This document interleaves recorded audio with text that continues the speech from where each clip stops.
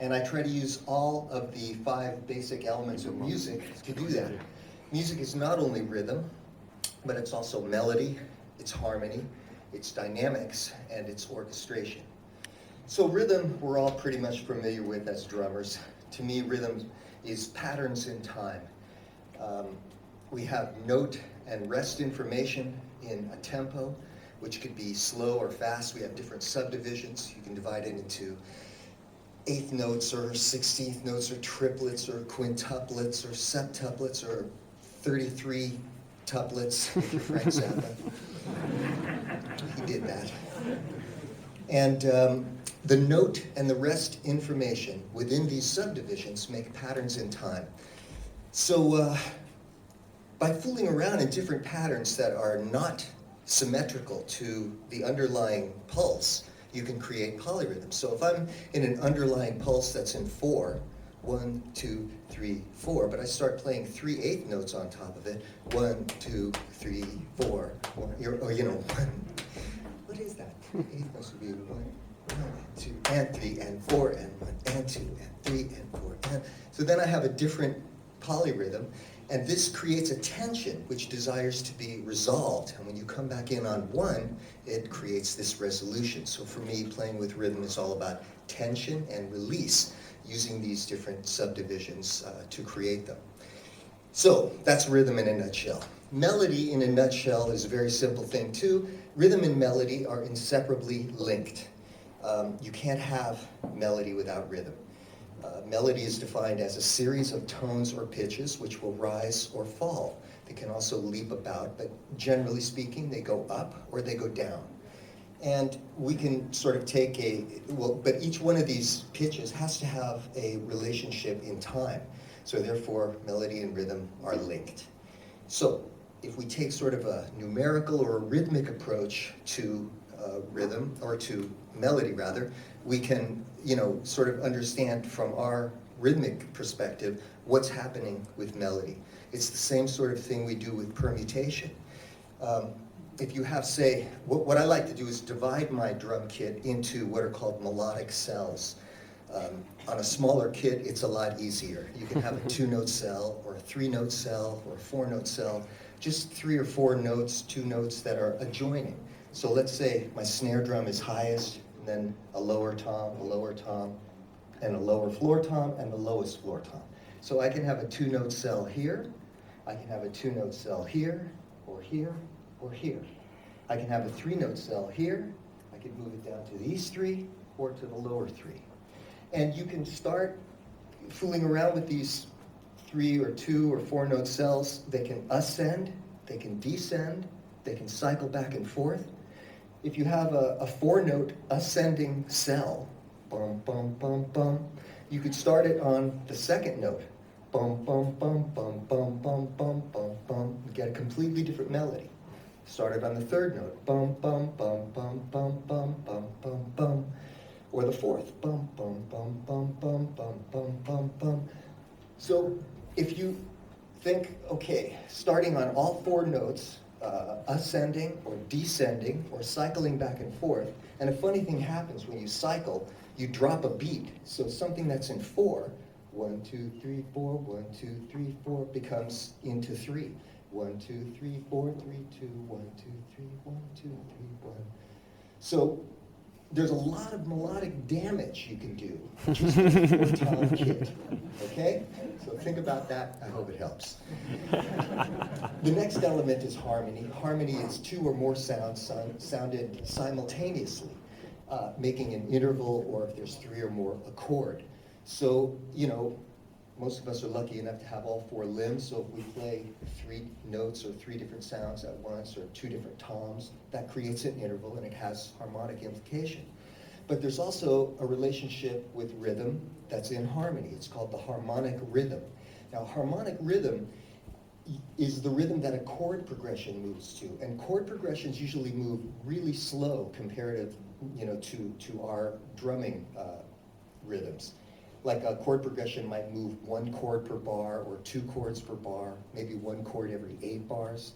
So if I set up just a simple 8th notes on my floor tom for 1 bar, and then I play, move up to the next floor tom for the next bar, and then maybe up to the first shell tom here for 2 bars, then I've created my own little harmonic chord pattern.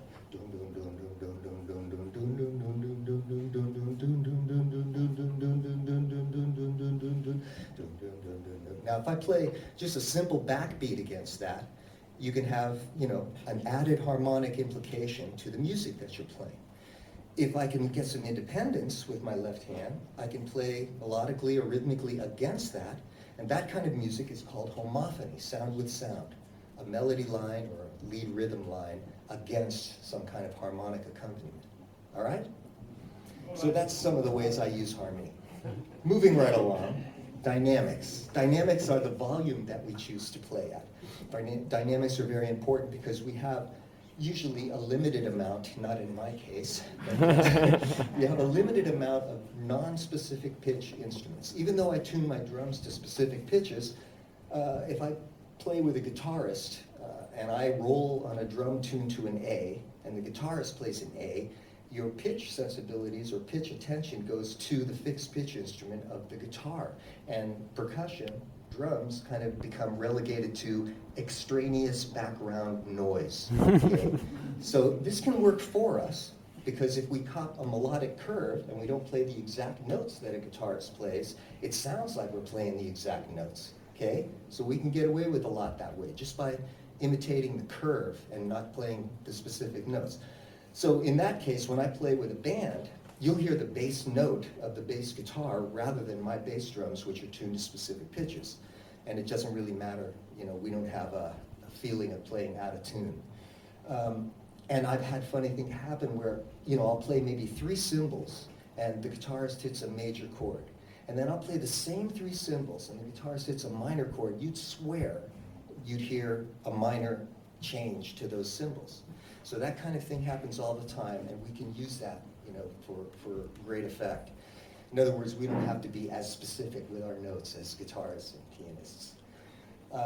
But this kind of problem we have with non-specific pitch instruments, I think, make us rely more on dynamics than any other instrument. So I've heard guys just tell a story with brushes on a snare drum just by changing the dynamics. So dynamics are a great way of adding contrast to music, and music is all about contrast. So far we've talked about high and low pitch, or ascending, descending, harmonic versus melodic, note versus rest. Tempos can be fast or slow. All these things are contrasting elements, and loud and soft are very important contrasting elements we can use to keep an interested audience. If you play loud and fast all night long, after 5 minutes you've seen it. It doesn't get any louder, it doesn't get any faster. It may be impressive, but after 5 minutes, if a guy plays very laid back all night long, you get tired and bored. But a guy who can play fast and then play slow, play loud, play soft, keeps the audience engaged because they don't know what to expect next. Okay, so this is how we add contrast with dynamics. Now the last element is, and then I'll stop talking, is orchestration. Orchestration has 2 parts. Number 1 is the choice of instrument that we use to express our musical idea. And this is a very important thing that a lot of us drummers don't really think about. If I play a little rhythm on a tiny cup chime, it has a certain effect on you, maybe a little bit like Tinkerbell or something, right? If I play the same rhythm, same musical idea on this big honkin' bass drum here, it's going to have a totally different effect on you. So what is the best instrument to use at any given point in the music that we're playing that best fits the music? And fitting to music can have this contrasting element as well. You can use orchestration to enhance the music you're playing with, or you can use it to contrast against it. Like, say for instance, the guitarist is playing some high twinkly parts up here on the high register of his guitar. I may choose to emulate and enhance that by playing some twinkly parts on my cymbals or my bells. But if everybody in the band is playing this high twinkly stuff, maybe I'll want to play some low bass notes on the floor toms to contrast with that and add some different element to it. So these are orchestrational considerations. Then the other aspect of orchestration is to combine different instruments that we have in our set for different orchestrational colors or textures. The sound of a certain cymbal with a certain tom-tom has an orchestral color or texture. The sound of, maybe a high snare drum and a tambourine has another sound. So a good way to get in touch with this is to make a little graph for yourself. You can take a piece of paper and write the instruments that you have on your kit, like kick, snare, toms, cymbals, hi-hat. Kick, snare, toms, cymbals, hi-hat. And draw some lines and make a graph and ask yourself, do I play my snare drum with my kick drum? Most of us don't, because those are two really dominant sounding instruments in our kit.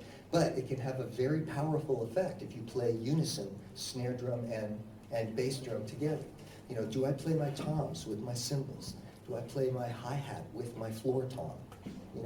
Each one of those combinations is going to have a different color and texture and may give you some inspiration to explore those areas of color on your particular kit. And don't forget to include the other weird things you have. Like I know this guy over here has a cowbell. What's that? Thank you very much. Oh, are you done? Oh, okay, see ya.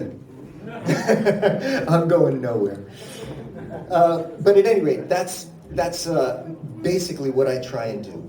Put these sort of elements into a package, which we call the composition.